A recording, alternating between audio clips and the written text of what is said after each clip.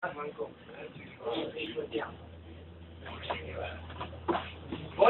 ideme. Pozdravujem vás, pani bratia. Prišiel som vám dodať energiu a silu.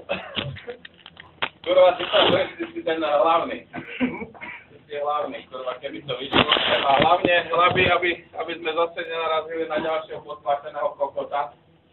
Niektorého z tých rozhodcov, pretože samozrejme ten posledný zápas u nás to bol vyložené. Predané, to nás zlikvidoval ten rozhodca, ale keď toto spravia, normálne pojem mikrofón a vykričím, že je uplatkara, že je kurva, ja neviem čo.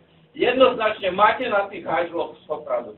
Sú to špiny hajzli, ktorí sú zákerní a nevedia, jak ísť proti vám, tak idú zákernosťami.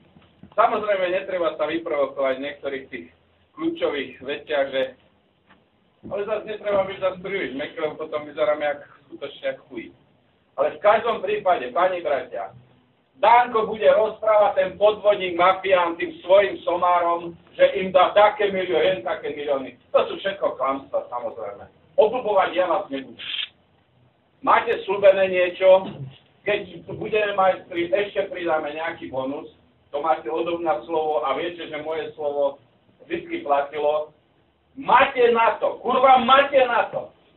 Doslovne, nebojte sa, chlapi, kurva, jak sa na vás pozerám, skutočne herne, ste perfektní. Len treba do tej brány bušiť, zo všetkých uhlov, strieľať na bránu, kurva, musí výsť, 20 musí výsť jedna tá bomba.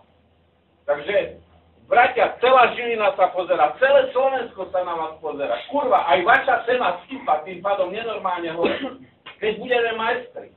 Každý jeden z vás bude samozrejme podstatne drahší, jak hocikedy predtým v vašej kariére. A verte mi, že mesto do toho zainvestuje také peniaze, že sa celé Slovensko zostere. Takže chlapi, držte sa, kurva, bijte sa, víťazstvo.